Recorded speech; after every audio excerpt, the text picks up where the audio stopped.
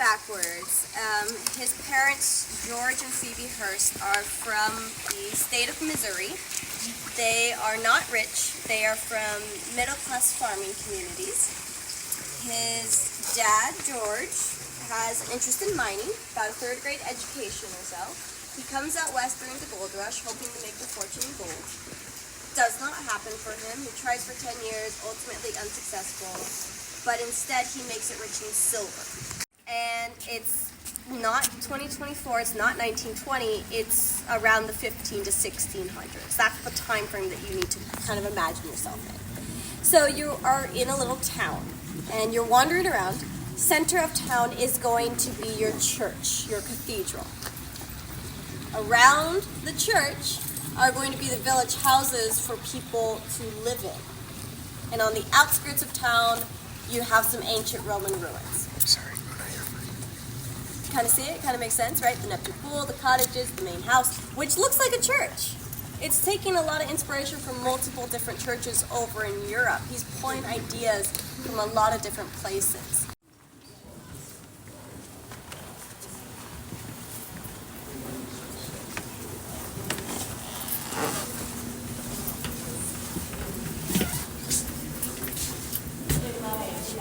We can get up there.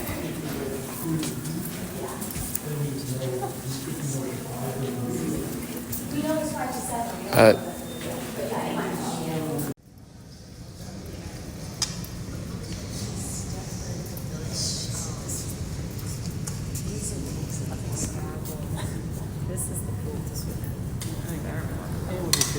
One jag he went on for a while to collect these. He also collected a lot of armor, falchions, knives, things like that. But yeah, these were very particular. These are 1st to 3rd century. And I think when Mr. Hearst was buying things, he bought them out of catalogs, mostly purchased out of catalogs. They're a company called French and Company. We know of today as Sotheby's. On the table, on the chairs, he would walk around here with a long teak wand and a kind of almost like a wax pencil, and would edit these newspapers. Yeah, whatever you talked about during dinner or cocktail hour is going to be in those papers. And you wanted that because, again, your career is going to be skyrocketing after you left here, right?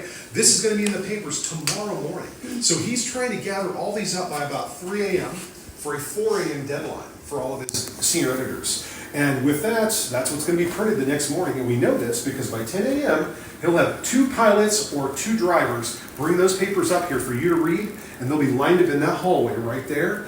And there'll be different copies all downstairs for you to read. There are 90 fireplaces in this house, all from different areas of the world. This one just so happens to be Italian. Not to be outdone are this particular painting here.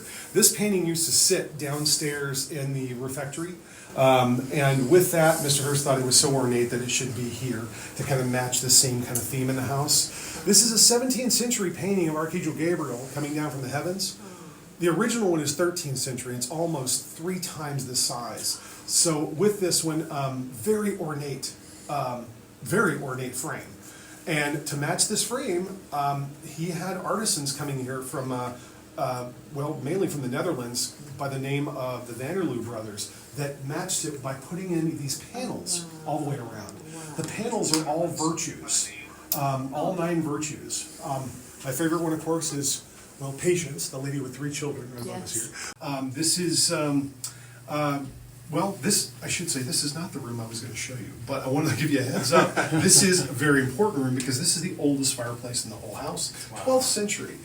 This is a Spanish of origin, I know this. The language here is called Tulu, which this little moniker kind of denotes this. It states a house under the moon and stars, or home or hearth. But we don't really know what it says after this, sadly. And we know this because this particular font is the way it is. They start this way, beginning with this symbol, and then just cram it in on the end, kind of like how I do font, but that's how it was done back in the day. But really interesting in the case that this was all brought up here. I think the window that you see here was really to vent this if it got too hot. I don't believe anyone went out there. If they did, they might have blown off. There is absolutely no protection walking around there. A lot of the books in here are books that were people that wrote for Mr. Hearst in his magazines and his newspapers. F. Scott Fitzgerald, J.D. Salinger, Walt Whitman, just to name a few. These are all books that they would send in hopes that he would write a favorable review in one of his newspapers. And he did, you know. You'll notice even as you come out of the bathroom, now wall heaters are becoming popular because, well, wood's a little difficult to get up here. And he just planted all 90,000 species of these trees and plant sectors. So he's not pulling wood from his property. He's getting it elsewhere. So now heaters are supposed to be a thing. So with this, here's the other half of that Spanish ceiling I promised. And with that also, if you're in this particular room, well, you're probably not going to be in here long. You come here to change, maybe get ready, and then leave. Mr. Hearst did not want you to be staying in your room all the time. He wanted you to be out and enjoy the property, right? But if you came back to this room, as a lady, you would have whatever dress that you either brought with you, or if you didn't bring a cocktail dress, one would be sitting out for you. The staff that worked here were very well diverse. They had the uncanny knack of looking at you and could tell what size you were. Architect Julie Morgan took and beveled the ceiling so you could see all the faces and art in the ceiling here. And just a little background, just to give you a heads up. So we've got something interesting here. This is the only room in the whole house that has family photos. And just as a little background here, this is his father, George, who eventually would become a senator. And if you're looking at that photo, would you believe he's actually 43 years old in that picture? Wow. Really? Yeah, how about that? That was the life expectancy of a man at that time. He would have lived a little bit longer, but so that's his father. He would be a self-taught, self-taught geologist.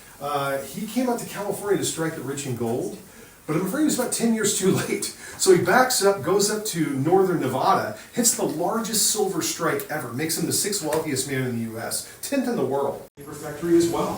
Mr. Hearst thought they were so beautiful, he just wanted to put them up here. And this was just weird. This could have been 2 rooms, but Julie Morgan thought he better make them all. She had all this stuff to still fill in these rooms with, so this is what was added. Yeah. Is this 22 karat gold? It is, absolutely. Everywhere you look here, and as you're standing here, as beautiful as the ceiling is, and even the room above it, we are standing here among giants. And I point this out to you, we are here between some Ming Dynasty vases here, which are very, very rare. One of these is a fortune. Here are 2, and add that the Hearst family owned them again, very rare, but these are porcelain. Now at the time, very rare to see a double-tiered pot like this, that's Ming Dynasty. But it's also rare to see these at all, and these have this beautiful blue iron oxide glaze.